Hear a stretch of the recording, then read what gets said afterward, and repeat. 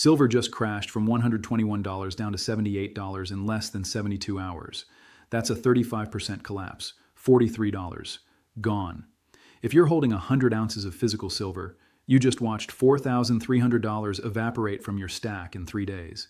Meanwhile, gold dropped from its peak at $55.94 down to around $48.95 today. That's a 12% hit, roughly $700 per ounce. Pause for emphasis. But here's what mainstream media isn't telling you. This wasn't some random profit-taking event or normal market correction. This was a structural break, a forced liquidation triggered by 3 specific catalysts that converged in the span of 48 hours. And what happens in the next 7 to 10 days will determine whether you just witnessed the buying opportunity of the decade or the beginning of a much deeper unwind. We're not looking at typical volatility here. Back in early January, silver was trading around $90. It rallied to an all-time record high of $121.60 on January 28th. That's a 35% move in less than 4 weeks. Gold hit $55.94, also an all-time high. Both metals were in historic territory, posting their biggest annual gains since 1979. Then everything changed. Here are the 3 factors that collided today. First, the Kevin Warsh nomination as next Federal Reserve Chair. On January 30th, President Trump announced Kevin Warsh as his pick to replace Jerome Powell. The market's reaction was immediate. Within 2 hours of the announcement, silver dropped from $115 to $103. That's a $12 move, over 10%, in 120 minutes. Why? Because Warsh is perceived as a monetary hawk. He's on record opposing aggressive rate cuts and favoring dollar strength. The moment his name hit the wires, traders priced out expectations for multiple Fed rate cuts in 2026. The dollar strengthened sharply, and when the dollar rallies, it puts direct pressure on dollar-denominated commodities like gold and silver. Second, the greatest profit-taking wave in modern precious metals history. Silver had rallied 140% in 2025. Gold was up 65%. Those are the biggest annual gains since 1979, the year of the Hunt brothers' silver manipulation. By late January 2026, speculative positioning was at historic extremes. Leveraged long positions in silver futures were the highest on record, according to CFTC data from the week ending January 24th. When Warsh's nomination hit, it triggered the exits. But here's what made it catastrophic. Everyone tried to sell at once. Market strategists described it as every man and his dog rushing for the exit. Silver plunged 31.4% on Friday, January 31st, the worst single day since March 1980. That's 46 years. Gold dropped nearly 10%, its sharpest decline in over 4 decades. The SLV ETF, the largest silver exchange-traded fund, saw 4 classic exhaustion gaps in the days leading up to the crash. These are technical patterns that signal a blow-off top. Professional traders knew this was coming. Third, month-end forced liquidation and margin calls. January 31st was month-end. Silver had been trading above $100 for weeks. Retail investors and smaller funds were holding leveraged positions, meaning they borrowed money to amplify their bets. When silver dropped 12% in 2 hours after the Warsh news, margin calls started hitting accounts. If you're leveraged 3-to-1 and silver drops 10%, you're down 30% on your account. Brokers force you to sell to cover the loss. That selling creates more downward pressure, which triggers more margin calls. It's a cascade. By Friday's close, silver had fallen from $114.29 at Thursday's close to $78.53.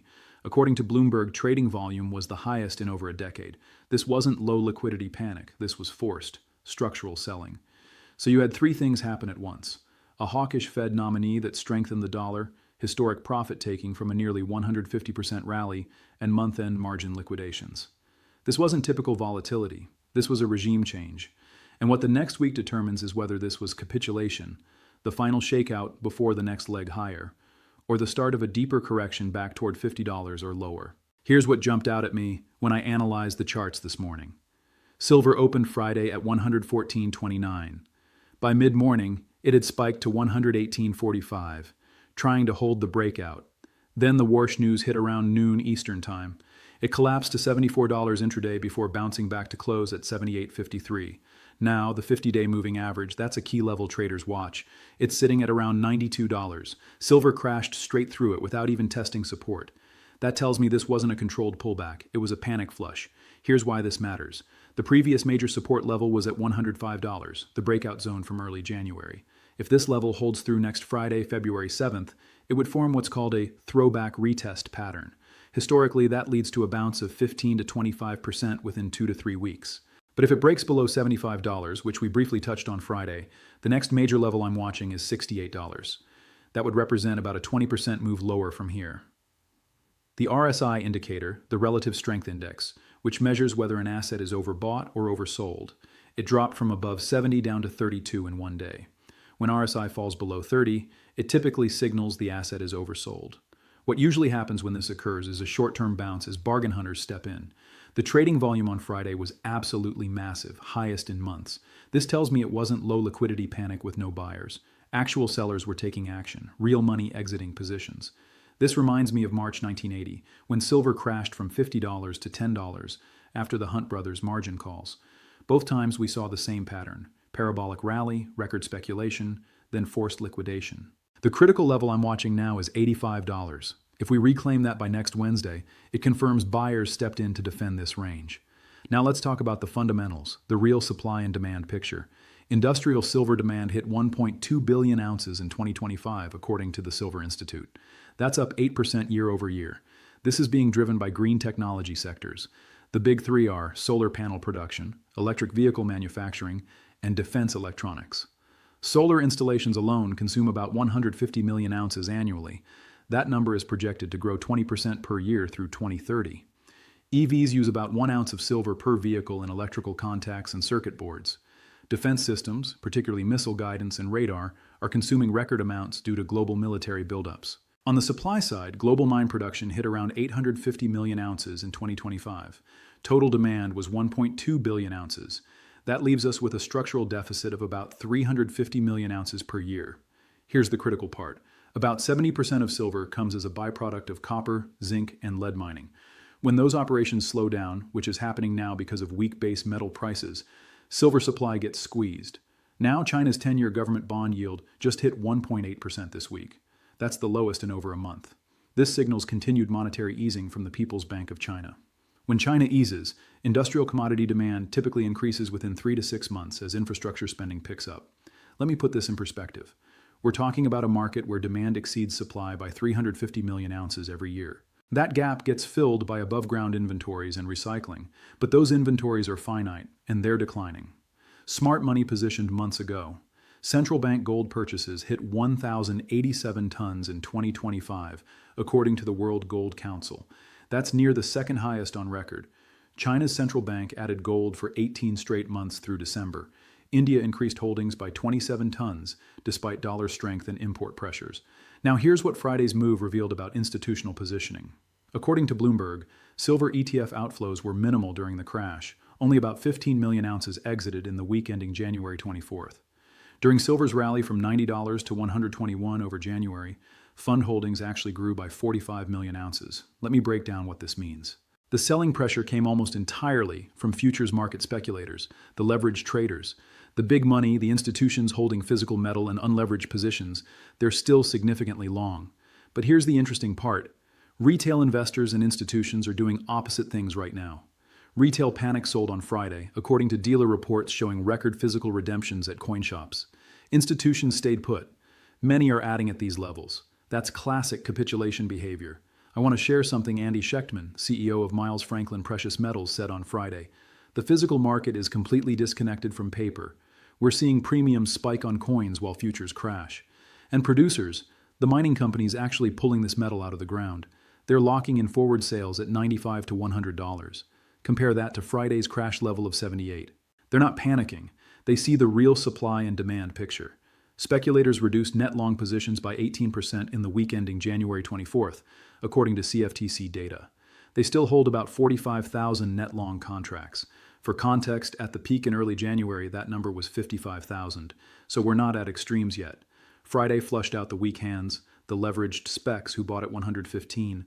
What remains are long-term holders and value buyers, and institutions potentially adding here. Pause. History is repeating itself. Back in April 2011, silver experienced something remarkably similar to what we're seeing today. Let me walk you through how it played out. Stage 1, the parabolic rally, January through April 2011.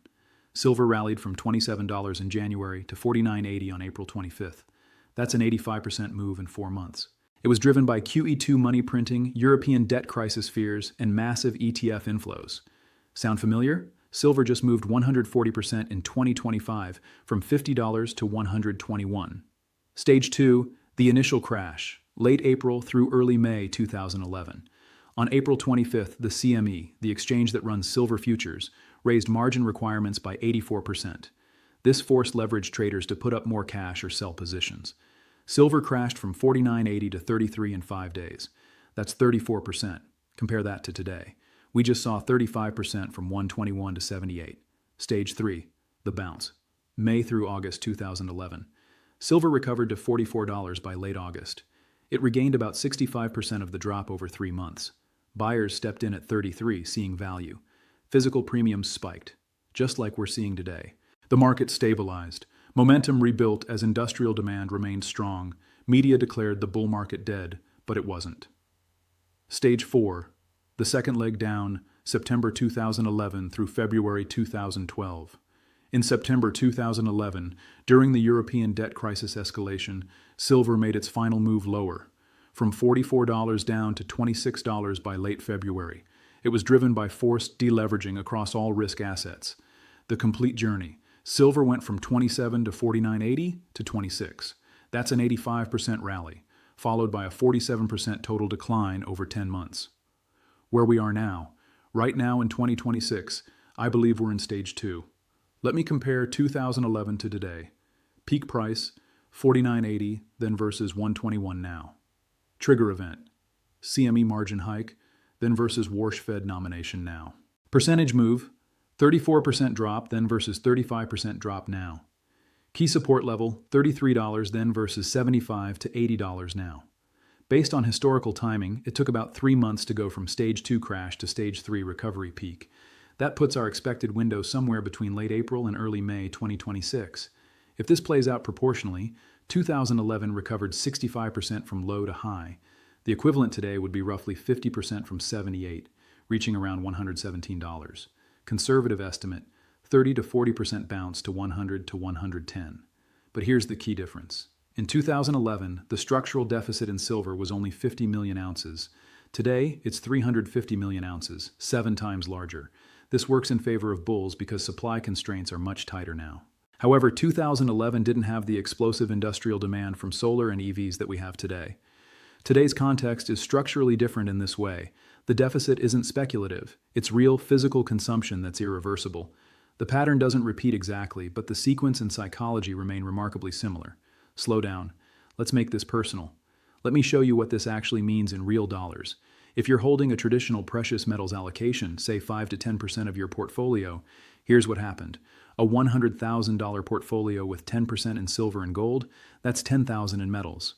If you held 50-50 silver and gold, $5,000 in each. Silver dropped 35% peak to now. Your $5,000 became $3,250. Gold dropped 12% from peak.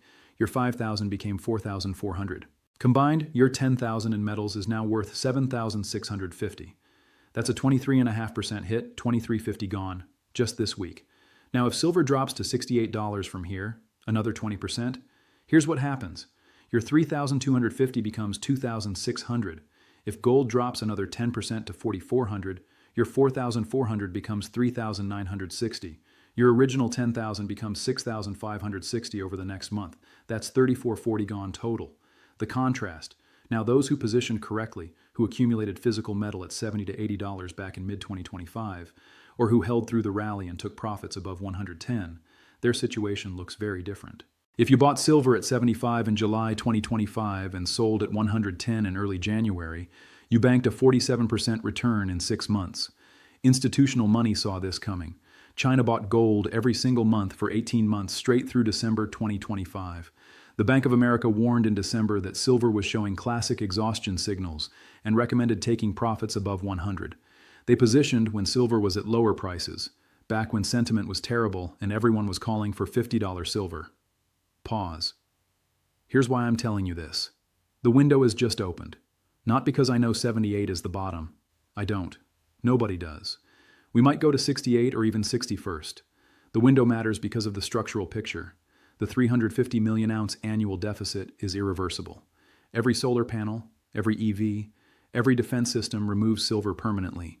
This isn't speculative inventory sitting in a warehouse ready to flood back into the market. It's physical metal embedded in a product for 10 to 20 years. I've been tracking this market since 2008, and I've never seen a supply deficit this large combined with this level of forced selling from leveraged specs while physical buyers are still accumulating. Look, the question isn't whether we see more volatility. The math is clear. The real question is, are you positioned for what comes next? In every previous crisis, 2008, 2011, March 2020, hard assets preserved purchasing power while paper promises eroded. Right now, silver sits at $78. The 50-day moving average is at 92. The next week determines whether this was capitulation or start of a deeper move to 60. I share real-time updates and deeper analysis on social media. For those wanting exclusive research and early warnings before major moves, there's a premium level. This is educational content, not financial advice. Do your own research. Consult licensed financial advisors before making investment decisions. These are market observations and analytical frameworks, not buy or sell recommendations, but the data speaks for itself. All right, before you go, 3 quick things. 1. Drop a comment below. Tell me where you're watching from and give me your prediction. Where do you think silver is headed by end of February? $60, $100, somewhere in between? 2. If you're not subscribed, hit that button now. I'm putting out unfiltered analysis daily as this situation develops. And listen, I'm fighting copycat channels stealing this content. If this video provided value, comment data over hype so the algorithm knows you're here for the original. 3. Next video drops tomorrow morning. I'm covering the one indicator that predicted the 2008 crash, the 2011 silver top, and the March 2020 bottom. It just triggered again on Friday. Last time this happened, we saw a 40% bounce within 6 weeks. You won't want to miss it. See you there.